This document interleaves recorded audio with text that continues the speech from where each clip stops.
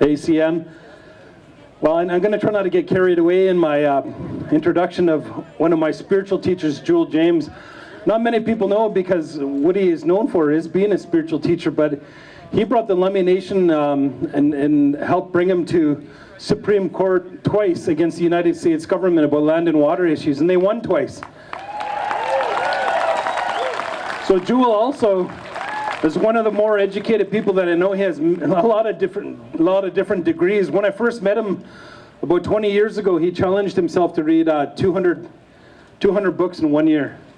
And you know, he's really amazing. So he's very educated, but what people see him as, and rightfully so, and that's how humble he is a spiritual leader. You know, I was really, really touched at what he did for my nation, Tsleil-Waututh Nation, and donating a totem pole to help honor the Tsleil-Waututh people for their fight against the Kinder Morgan expansion.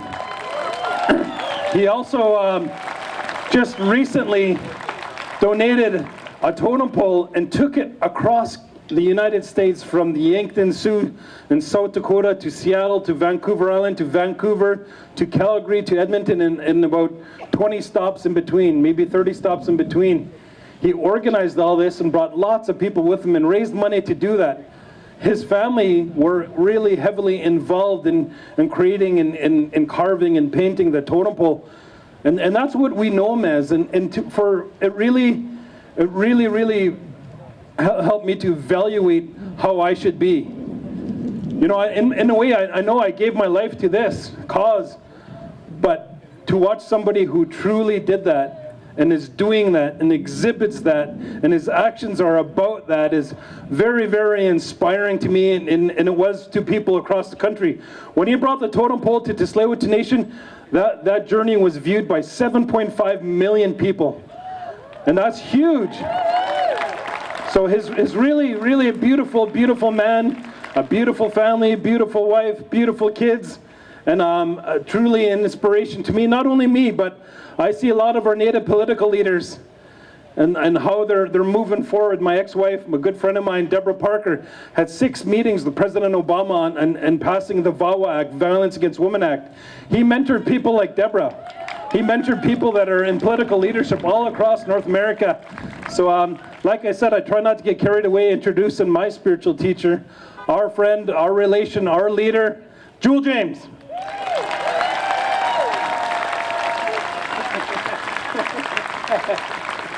I don't know that guy he's talking about, but our campaigns have been political. We've gone to Congress, not Supreme Court, in order to protect treaty rights of the Lummi Nation. But I'm the head of the Lummi Sovereignty and Treaty Protection Office, but we're also the head carver of the House of Tears Carvers located on the Lummi Indian Reservation.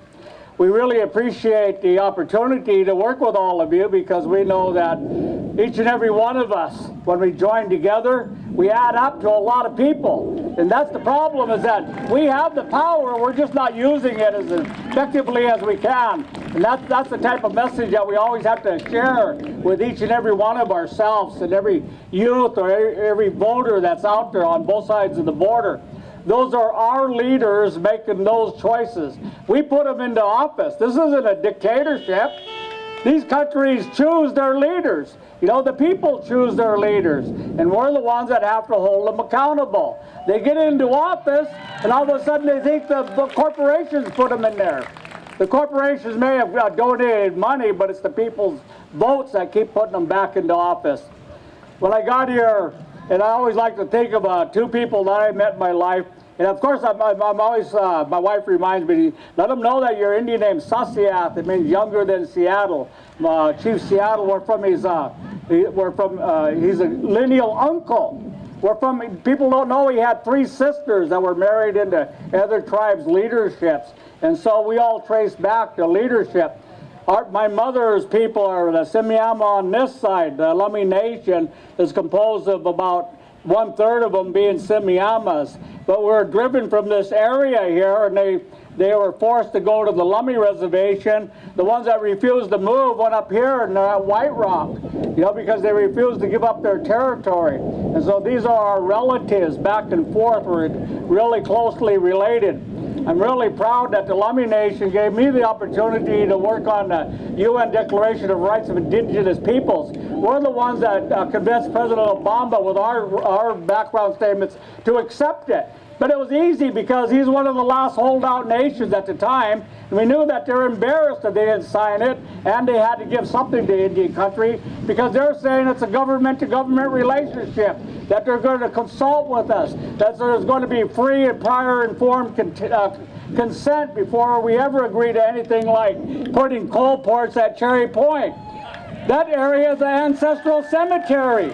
That's where we buried our babies, our uncles, our aunts, our people are buried there. And they're saying, well, we're just going to put 52 million tons of coal there annually. And the Lummi Nation, through the people, our people told our council, no, you will say no. We have decided as the people, you will say no. You will stand up and say no. And so they've been standing up and saying no because they got the message. But we have to find ways to unify because we're just a small tribe. So when we begin the totem pole journeys, we're hoping to reach out to find a way that each and every one of us can come together. There's a lot of environmental organizations, there's a lot of interfaith community, a lot of church, citizens organizations. We have to pull the students out of the universities and get them active. But in order to do that, we have to make sure that they hear the message.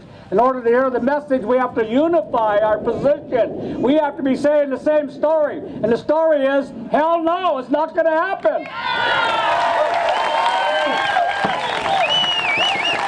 We just want to say that we know that we can't do it alone. That's why when we ask for support, we go down because we know people are unified against Keystone. But they're not just one regional battle there. It's an international battle. We got a battle, a regional and international battle against the exporting of coal, Kinder Morgan, Enbridge, tar sands. Those are killing the earth, and we have to decide whether or not that's acceptable. We know it's not. We absolutely know it's not. It's time that we quit beating the women and killing the earth. It's the same syndrome.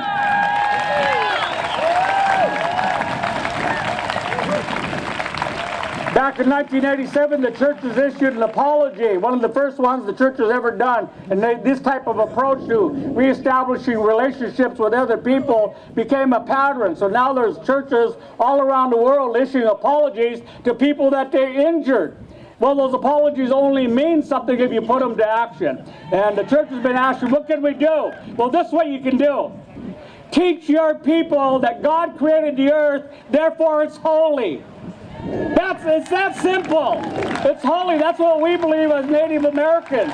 We have song, dance, ceremony, and traditional knowledge that says it's our earth mother. But you know, we all came from somebody.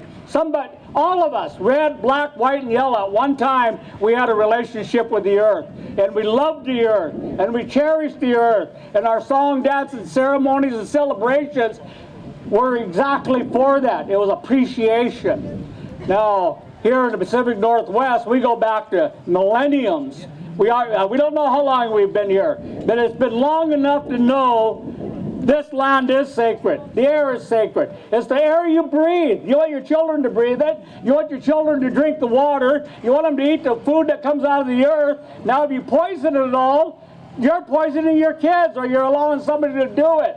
And that's unacceptable corporate behavior. They just dumped all that stuff into the Fraser River, the silver mine, the Athabascan River, the Fraser River, the Columbia River, the Spokane River, and the Missouri River are all being poisoned by corporations. Not by people, by corporations. And they're saying that they have the same rights as people. Now, we know that's not right. We know it's unacceptable. And we have to undo those type of, quote, legal logic. That's illogical. It doesn't match the times. I just want to say before I end that I always like to think of two people. I met them back when we were working in Mexico. They're supposed to be at Earth Summit. Petra Kelly and Chernolsenko. They're a common law husband and wife. Chernolsenko he was part of the retired generals against nuclear proliferation. If he had his way, Fukushima would never have happened. He wanted them closed down then. And he was organizing internationally to close down all these nuclear power plants that will kill the earth. And his wife, Petra Kelly, started the Green Party of Europe. And they said, if we're not in Earth Summit in '92, don't forget us, because they killed us. They will kill us. And they had their hands tied behind their back. They were shot in the back of the head, and they ruled it a suicide. So we gotta not forget those type of people that gave their lives so that we will have an opportunity to stand up and not be afraid to speak out. Haishka.